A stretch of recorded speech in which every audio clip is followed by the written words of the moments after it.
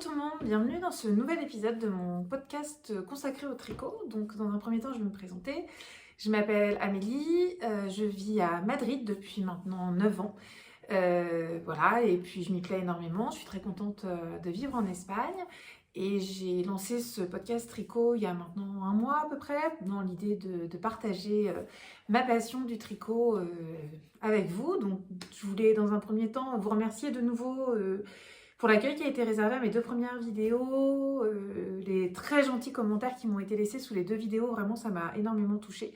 Et puis pour vos abonnements, voilà, ça me fait très plaisir, c'est ce qui me motive à revenir aujourd'hui. Donc j'avais dit dans la dernière fois je reviendrai début avril et finalement je reviens un petit peu plus tôt que ce que j'avais prévu.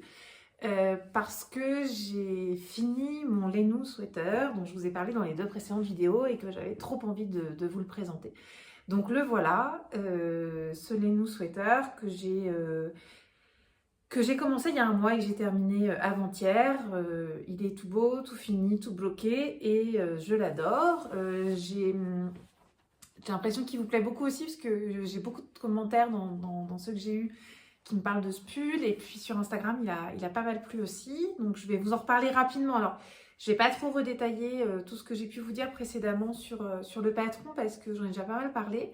Mais tout de même, hein, quelques petits éléments. C'est un pull qui se tricote en épaisseur DK. Donc moi, j'ai choisi de le faire dans un fil de mérino plus un fil de mohair. Donc je vais vous reparler après.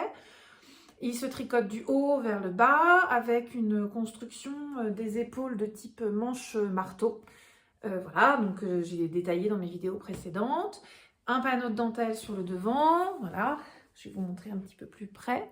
Voilà, donc ce très très joli panneau de dentelle sur le devant. Et un panneau de poindrie dans le dos. Voilà. Donc très agréable à tricoter, vraiment très très chouette, je trouve. Et ensuite, une fois qu'on a fini le corps et les manches, on remonte le col. Alors moi, j'ai remonté le col avant de faire les manches, mais bon, dans le patron, ça se fait à la fin normalement, avec des côtes semi-torse. Voilà. Le panneau de dentelle est très simple. Poindrie, des mailles ensemble par le brin arrière, enfin des GGT, et puis des jetés. Enfin, vraiment rien de très très compliqué. Je pense, enfin, moi vu, en tout cas, l'impression que j'ai en lisant le patron et en voyant que si on a déjà tricoté un pull, ça pose pas de problème. Si on sait faire des augmentations, qu'on comprend la construction d'un pull, etc. Le patron est hyper bien expliqué, très clair, très limpide. Je trouve que le pull tombe très très bien. Je vous remontre en me levant un petit peu comment ça tombe.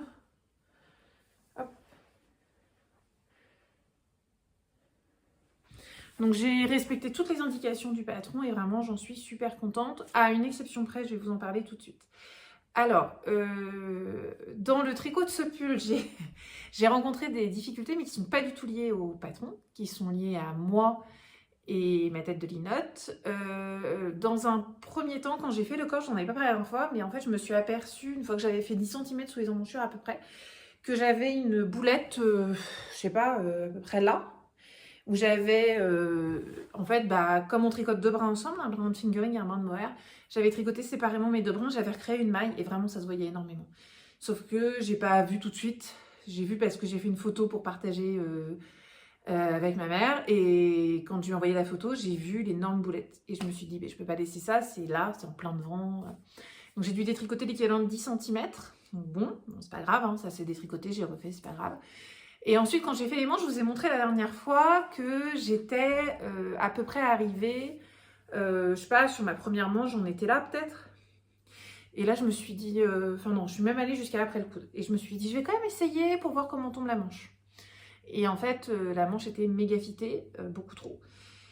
Donc ça n'allait pas, donc je me suis dit, bon, donc j'ai tout détricoté. Et je vous avais expliqué que pour que au niveau des aisselles, je fais attention au micro, pour qu'au niveau des aisselles ça fasse pas de trou, d'ailleurs là je trouve que c'est plutôt pas mal, je vous avais dit que j'avais monté plus de mailles que ce que demandait la créatrice, mais que pour revenir au nombre de mailles normales, j'avais refait des diminutions très très vite pour revenir à ce qu'elle conseillait.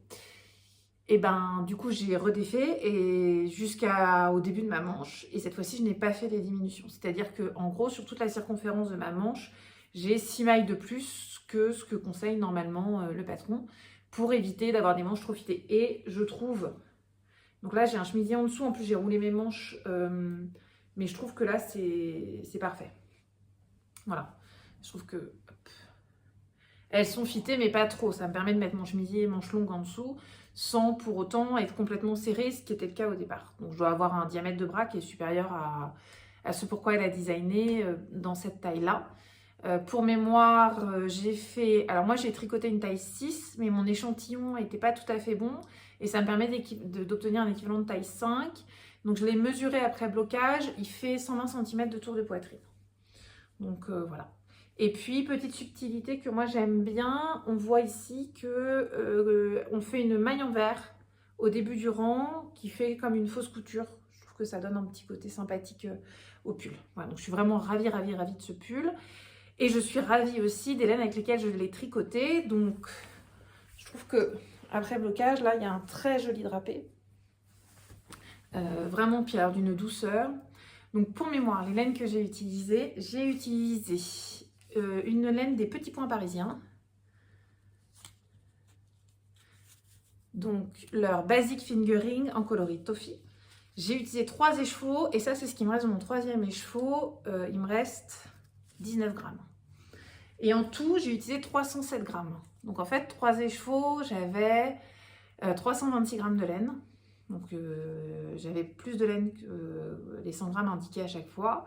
Et ça m'a permis de faire mon pull dans les 3 écheveaux de fingering et j'ai même quasiment 20 grammes de reste. Donc, j'avais acheté 4 écheveaux, donc il me reste un écheveau entier plus ça. Donc, laine très très agréable à tricoter. Vraiment, les nuances sont très belles. Et je n'ai pas alterné mes écheveaux quasiment. Je vous disais la dernière fois, je les ai alternés quand j'ai changé ici, après l'emmanchure.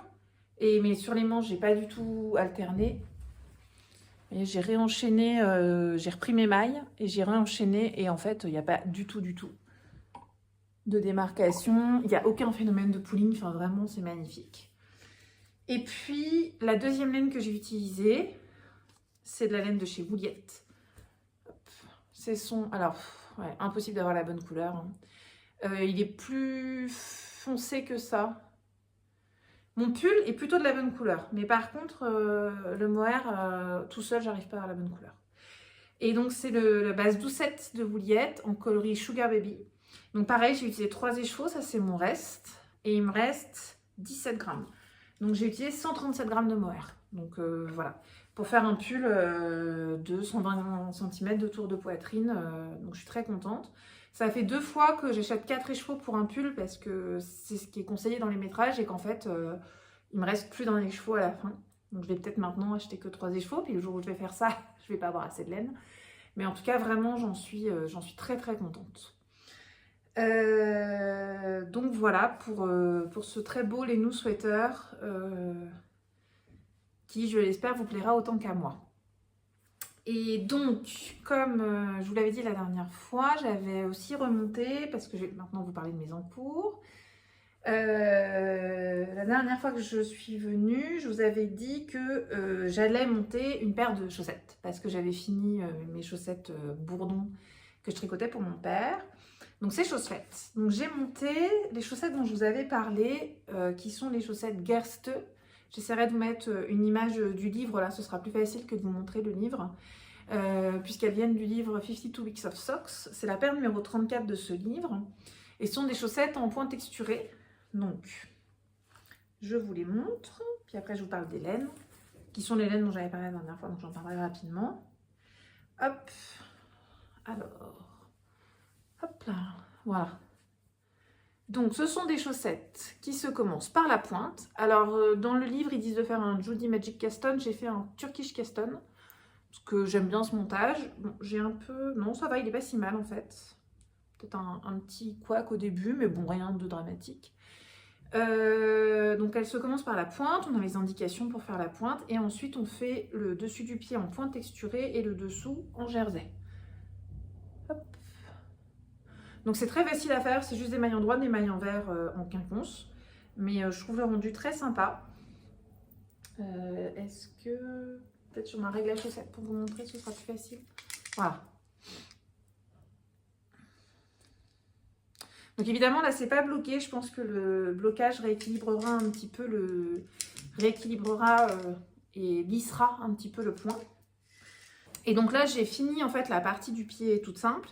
Et je vais commencer le talon. Donc, il y a deux possibilités pour faire le talon dans ce patron. Il propose soit de faire un talon en rang raccourci, qui est le talon dont moi j'ai le plus l'habitude, soit de faire un talon à gousset, à partir de la pointe, ce que j'ai jamais fait. J'ai déjà fait des talons à gousset, mais en partant de la tige. Et donc, je me suis dit que bah, c'était cool de découvrir quelque chose de nouveau que j'avais jamais fait. Donc, je vais faire le talon à gousset. Là, j'ai tout juste commencé à faire les augmentations. Voilà. Tout juste commencé à faire des augmentations au début, j'ai dû faire 2 rangs, donc on voit rien du tout. Donc je vais voir ce que ça donne. Alors je trouve ça pas évident parce qu'elle dit de faire jusqu'à un certain nombre de centimètres de moins que la longueur du pied. J'espère qu'elles vont pas être trop grandes. On verra. Je vais tester, puis ça va pas, bah, je les tricoterai, hein, j'ai l'habitude, et puis je recommencerai. Alors, les laines avec lesquelles je tricote cette chaussette. Donc, j'ai utilisé pour la pointe, pour faire mon contrastant de la pointe. Je suis très contente d'ailleurs parce que la couleur va très bien avec ma laine teinte à la main. C'est de la laine Katia. Ce sont les petites pelotes de socks de Katia. Est-ce que j'ai étiquette? Voilà, donc ça s'appelle la United Socks de Katia. Donc 75% laine vierge et 25% mérino qui se vendent en pelote de 25 grammes. Très pratique pour faire des contrastants. Et la deuxième, donc la laine principale, c'est une laine de Colosko Yarns à speckle, qui est très jolie, très délicate. Hein. J'aime beaucoup le rendu. Donc c'est la base à chaussettes qui s'appelle Pedaletta. 75% mérino, 25% nylon. Voilà. Il me restait 55 grammes d'une pelote socket que j'avais faite à ma maman. Et donc je les utilise pour ces chaussettes. Voilà. Donc pour l'instant, je suis très contente. La laine est très douce, c'est très agréable à tricoter. Le rendu est vraiment joli, j'aime beaucoup la répartition des speckles là sur la chaussette, on voit très bien sur la partie en jersey. Même devant, hein, c'est très joli aussi, mais évidemment ça se voit un peu moins. Voilà. Et donc je les tricote en 2,25 et je fais la première taille, donc la taille 60 mailles. Donc pour l'instant, j'ai essayé de les passer un peu sur mon pied pour me rendre compte, ça a l'air pas mal en termes de circonférence. Donc voilà. Voilà pour ces premières petites chaussettes. Et le truc, c'est que ces chaussettes-là, alors elles sont pas du tout compliquées à tricoter, hein, c'est pas zéro cerveau parce qu'il y a une alternance, il faut faire attention, il faut compter un peu ses rangs pour respecter le motif. Mais c'est pas non plus, ça demande pas énormément de concentration, donc je peux tout à fait les tricoter en regardant la télé. Je pourrais même les tricoter en discutant avec quelqu'un, je pense que ça poserait pas de problème. Mais je peux pas les tricoter sans regarder mes mains, parce que je suis quand même obligée de regarder régulièrement où j'en suis. Et samedi, j'allais au cinéma avec une amie. Et c'est vrai que, surtout maintenant, je trouve que les films sont tous interminables, enfin en tout cas en termes de durée. C'est difficile de voir un film qui dure moins de 2 heures, 2 heures et demie. Et c'est vrai que j'ai du mal maintenant, enfin ça a toujours été, mais maintenant que je tricote et que je sais que je veux faire quelque chose quand je regarde la télé ou au cinéma, j'ai du mal à être sans rien. Et donc j'avais envie de tenter de tricoter au cinéma dans le noir. J'avais déjà tenté quand j'étais allée voir Poor Things qui dure 3 heures et avec des chaussettes à la vanille zéro cerveau. Bon, j'avais du tout détricoté en rentrant parce qu'il y avait des boulettes, mais je m'étais dit bon bah ça me fait un entraînement, je peux continuer, je peux retenter. Mais je ne pouvais pas le faire sur ces chaussettes-là parce que là, il faut quand même que je vois mes mailles pour savoir si je dois faire de l'endroit, de l'envers, des mailles torse, etc. Et donc, je me suis dit, bah, pour tenter, il faut que je me monte une paire de chaussettes à la vanille. Donc, j'ai fait ça samedi dernier. Je me suis monté une paire de chaussettes toute simple. Alors, j'avais acheté, quand j'étais allée au Lorvian, je vous avais montré tous les échos que j'avais achetés, puis j'avais oublié de vous parler d'une pelote que j'avais achetée sur le stand de Lana et Tricot, qui vendait que des laines de chez Lang, mais que ici, moi, je trouve pas beaucoup. Donc, j'étais très contente de tester. Donc, la dernière fois, je vous avais montré la Yavrol Magic Dégradé, que j'ai tricoté pour mon père. C'est les fameuses chaussettes bourdon. Et chez Lana et Tricot, je lui ai donc pris, cette fois-ci, c'est de la laine de la, je dirais pas sous-marque, mais en tout cas d'une marque de Lang qui s'appelle Wooladix. Et donc, c'est la qualité Move. Donc, c'est la même composition. C'est 75% laine vierge et 25% nylon. Et j'aimais bien toutes ces couleurs. En fait, hop, elle est pleine de couleurs. Elle est très vive. Et puis, Anna, sur son stand, avait Elle avait des exemples de chaussettes qui avaient été tricotées avec cette qualité, ça faisait sympa, ça faisait des micro-rayures en fait, donc je trouvais ça très très chouette. Donc, et alors, celle-ci, par rapport à l'autre où je vous disais, elle est sèche, elle pique pas, mais elle est sèche. Là, on est sur une laine très moelleuse, le fil est bien rebondi, très agréable, très doux, très très sympa. Et donc, j'ai monté ces chaussettes. Hop, voilà, je monte sans les petits marqueurs qui comptent mes rangs, ce sera mieux. Donc, j'ai monté 56 mailles, parce que je vous avais dit que pour moi, en 2,25, que la dernière fois j'ai fait 60 mailles et je les trouve un peu grandes. Donc là sur les chaussettes du livre, il n'y a pas la taille 56 et comme il y a ce fameux talon à gousset, j'ai pas osé modifier le nombre de mailles parce que je me suis dit bon, c'est la première fois que je fais ce talon là, je vais respecter le patron à la lettre. Mais là comme je fais des chaussettes toutes bêtes dites à la vanille, je peux me permettre. Donc je me suis dit je vais tester 56 mailles en 2,25. Donc j'ai monté mes 56 mailles, j'ai en German Twisted Caston. J'ai fait mes côtes de 2, j'avais envie de faire des côtes de 2 pour changer un petit peu pendant 14 rangs. Et ensuite, je suis partie en jersey tout simple. Donc, j'ai tricoté au cinéma. Sans surprise, j'avais perdu des mailles et tout, j'ai dû tout détricoter. Mais c'est pas grave, je me dis, je m'entraîne. Un jour, j'arriverai à être aussi douée que Éléonore de Fil de Nuage, qui, elle, tricote dans le noir, les yeux bandés, qui se trompe pas, et qui arrive à faire des trucs super. Bon, moi, j'en suis pas là. Mais je m'entraîne, et puis ça m'a quand même occupé les mains, ça m'évite de gigoter au cinéma, c'est pas mal. Donc j'ai fait 70 rangs pour moi, j'ai fait 70 rangs de jersey tout simple, donc on voit bien voilà, comment la laine se déploie. J'aime beaucoup le rendu de ces espèces de petites rayures. Alors il y a quand même un motif qui se répète, hein. On a quand même bleu, rose, je vais vous rapprocher un petit peu, voilà. Bleu, rose, ocre, rose, bleu, rose, ocre, rose. Enfin, on retrouve quand même un motif. Donc, j'ai pas pris de contrastant. Je laisse le motif se déployer. Je trouve que ça fait joli. Et là, il me reste encore, je pense, une quinzaine de rangs peut-être à faire sur le pied avant de faire ma pointe. Donc, c'est cool. Et cette fois-ci, comme mes 6 knits en 2,25 sont occupés sur mes chaussettes à texture, j'ai repris mes Xiaogu mini circulaires en 2,25. Voilà. Puis un petit compte que j'avais fabriqué moi pour compter mes alternances de 10 rangs. Donc ça, c'est ma deuxième paire de chaussettes, donc je suis contente, j'ai 2 paires de chaussettes, ça m'arrive très rarement, mais c'est sympa, j'aime bien changer, comme en plus elles se tricotent pas de la même manière, il y en a une par la pointe, une par la tige, une où il y a un petit motif, une où c'est tout simple.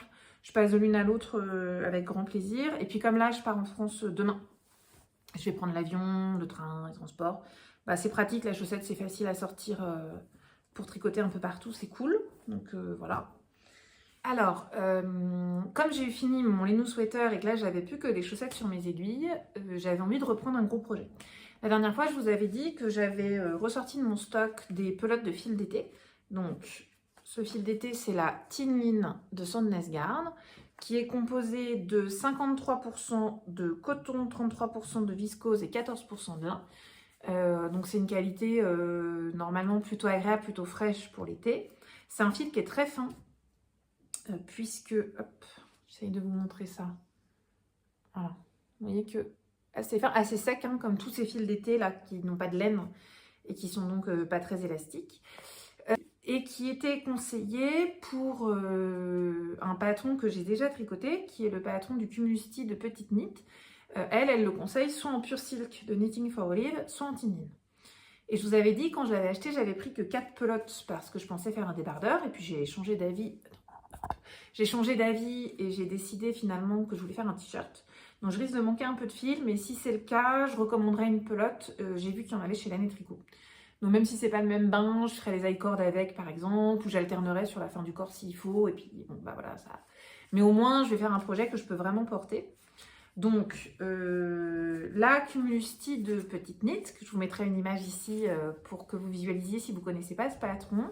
Je peux vous montrer la première version que j'avais faite en pure silk, qui n'a pas bien vieilli, mais sûrement ma faute, je ne l'ai pas lavé comme il fallait, mais comme ça vous verrez quand même à quoi ressemble ce patron.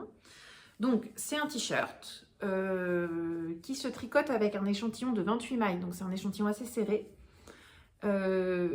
avec des raglans, un col V qui est bordé par un high cord, comme la Cumulus Blouse en fait, hein, dont elle est inspirée, qui se tricote en mohair.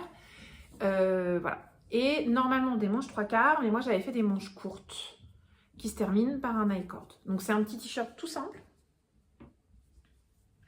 et qui se termine aussi par un I-cord en bas, qui se porte un peu ample, qui a pas mal de drapé, hein, parce que qui est assez souple, comme le fil est très fin. Sauf que voilà, moi mon fil n'a pas bien vieilli. On voit un peu là. Il fait un peu terne, il est un peu rêche, parce que je ne l'ai pas lavé comme il fallait. Bon, mais à coup pas moi. Donc je ne la porte pas. Mais c'est un patron que j'aime beaucoup. Donc j'ai vraiment envie de la refaire. Et comme j'avais ce fil qui est conseillé par la créatrice, je me suis dit, bon allez, banco. Donc j'ai commencé par faire mon échantillon. Au départ, j'ai voulu faire un échantillon en 3. Alors je cherche ce que j'en ai fait, je l'ai préparé. Ah. Donc j'ai commencé par faire un échantillon. Au départ en 3, je me suis très vite aperçue que c'était déjaugé, que c'était pas joli. Donc j'ai fait mon échantillon en 2,5. Voilà. Et là, j'aime beaucoup le rendu. Et j'ai pile poil 10 cm, 28 mailles. Donc c'est impeccable. C'est très souple. Voilà. Très agréable, très fluide. Donc je pense que pour un t-shirt d'été, ça va vraiment être sympa. Le fil s'adoucit au blocage, je trouve. Ouais. Alors c'est pas doux comme... On n'est pas sur la douceur et le moelleux de ça, évidemment. C'est pas du tout la même chose, mais c'est quand même très agréable. Et donc j'ai monté ma Cumulus blouse hier soir. Alors c'est vraiment un tout petit début. Hop, je suis dans le tout début des raglans, donc je vous montre ce que ça donne. Hop là. Voilà. Donc pour l'instant, c'est un micro début. Hein, je suis en train de construire. Hop là. Donc comme c'est un raglan, j'ai tous mes marqueurs pour mes raglans. Toc. Et on construit en même temps le raglan pour faire les manches et sur une augmentation sur 2, on augmente aussi pour construire le col V. Donc voilà, donc pour l'instant je fais des augmentations et du jersey en aller-retour. Alors, j'avais envie de profiter de ce projet pour vous parler un petit peu des aiguilles que j'utilise. Donc là, j'utilise pas du tout les mêmes aiguilles que d'habitude, puisque je tricote sur du bois, ce qui n'est pas mon habitude, à part pour les chaussettes où j'aime bien justement, c'est des Sinite.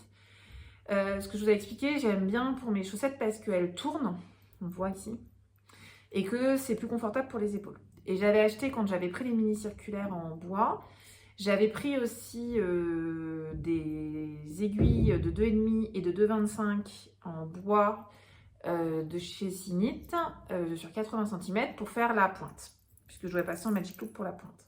Donc c'est ces aiguilles-là que j'utilise là, puisque 2,5, j'en ai pas dans ma pochette de chez Aougou, vu que je tricote quasiment jamais dans ces tailles-là, à part pour les chaussettes, et qu'en plus il faut des caps spéciaux, etc. Donc c'est vrai que je les ai pas. Et là, en fait, j'ai décidé de monter ce projet-là sur ces aiguilles-là et de ne pas aller acheter des aiguilles chez Aougou parce que, comme je le disais tout à l'heure, je vais prendre l'avion et que moi, je préfère pas emmener du métal dans l'avion parce qu'on m'a déjà confisqué 2 paires l'année dernière. J'avais emmené 2 paires d'aiguilles, je les avais dévissées et tout et elles ne sont pas passées à la sécurité. Donc, je sais qu'il y en a plein qui arrivent à les passer à la sécurité, mais moi, l'année dernière, à l'aéroport de Madrid, c'est pas passé. Et je ne vais pas retenter le diable. Vu le prix des aiguilles chez Aougou, voilà, et je sais que Longue avec Anna a eu le même souci à Rome l'an dernier, elle en parlait dans ses stories, donc ça arrive. Ce serait des aiguilles pas chères, bon voilà, mais déjà c'est des aiguilles chères, et surtout en plus je me souviens, panique à bord, parce qu'une fois que j'avais passé la sécurité, j'étais dans l'aéroport sans aiguille, je pouvais plus rien tricoter, sachant que je suis un peu une stressée de la vie, que j'arrive plus de 2 heures avant mon vol. Entre l'attente à l'aéroport et le vol ensuite, pas de tricot, voilà. Donc au moins avec du bois, j'ai pas d'inquiétude, et en plus c'est vrai que je me dis, comme... c'est un fil qui est un peu sec, qui n'a pas d'élasticité. Je trouve, perso, que quand je tricote ces fils-là, ça me fait plus mal aux mains et mal aux épaules, parce que moi, c'est les épaules qui prennent assez vite, que quand je tricote, par exemple, ce pull-là que j'ai tricoté avec un mérino et un mohair, le fil était hyper rebondi, hyper agréable, hyper élastique.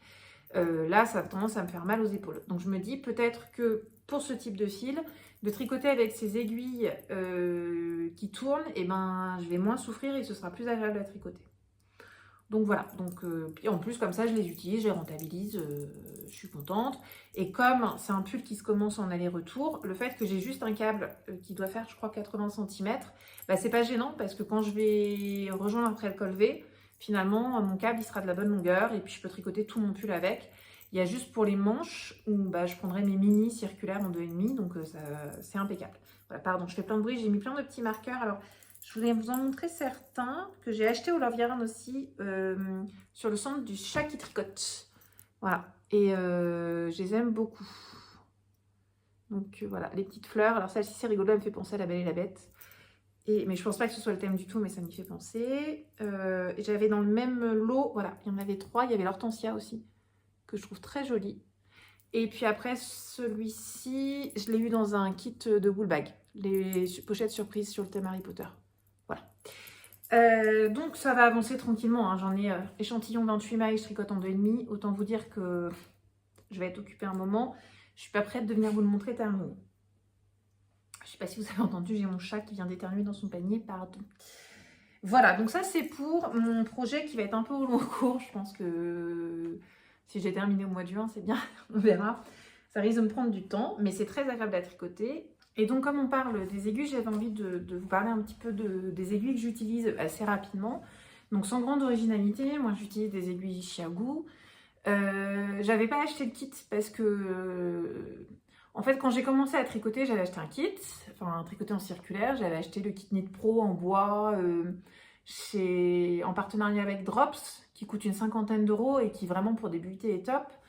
Mais c'est vrai que le problème de Knit Pro, c'est les câbles. On est plusieurs à le dire. C'est vrai qu'ils n'ont pas du tout de souplesse. Ils font des spirales sur eux-mêmes, etc.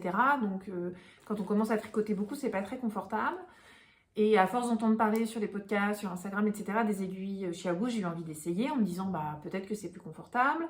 Et en plus, comme j'étais plus à l'aise, je me sentais prête à tricoter sur du métal. Parce que c'est vrai que quand j'ai commencé, je préférais tricoter sur du bois ou sur du bambou parce que les mailles glissent moins et que ça me faisait moins peur de perdre mes mailles, etc. Mais quand on a déjà tricoté plusieurs pulls, on est plus à l'aise. Et c'est vrai que j'avais envie du confort du métal qui glisse davantage, justement.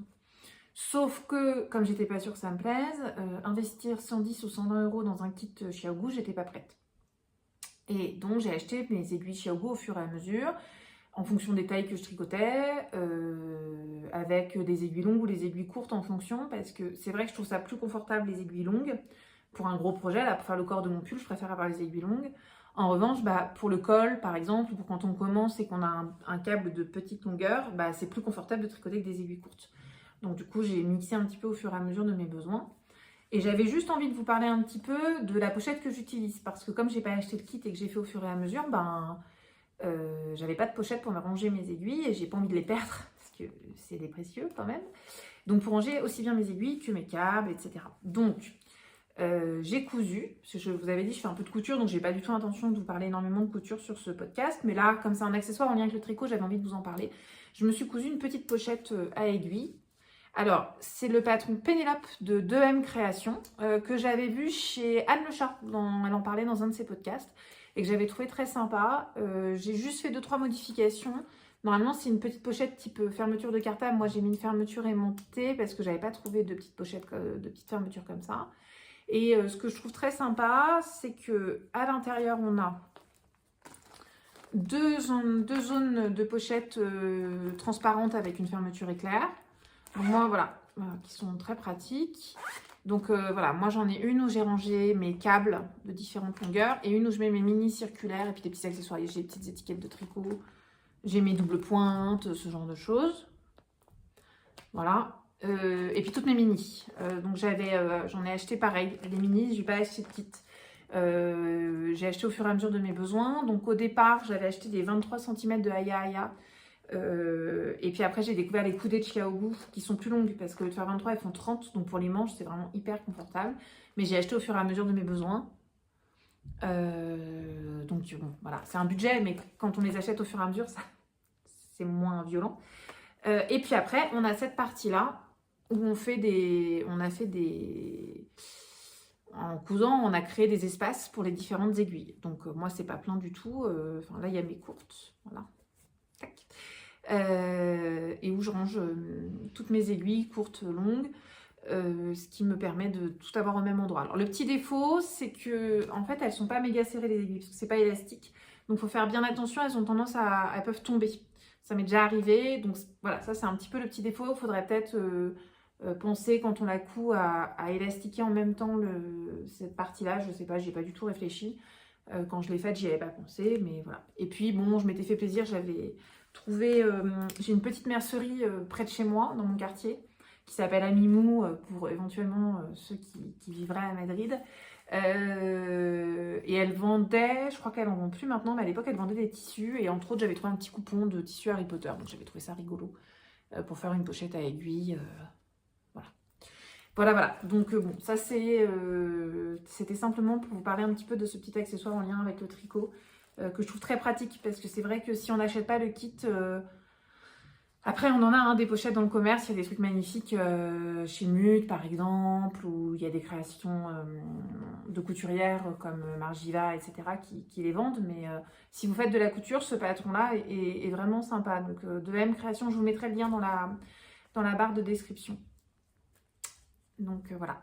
J'espère que ce 3e épisode vous aura intéressé. Si vous avez des questions, n'hésitez pas. Je vais essayer de penser à bien tout mettre dans la barre de description, de mettre mes fiches Ravelry à jour pour vous mettre directement les liens vers la fiche Ravelry pour que vous puissiez avoir accès à tout. Et en tout cas, je vous dis à bientôt pour de nouveaux projets. Donc là, à mon avis, prochain projet terminé, ce sera des chaussettes, le Cumulus 10, c'est pas pour tout de suite.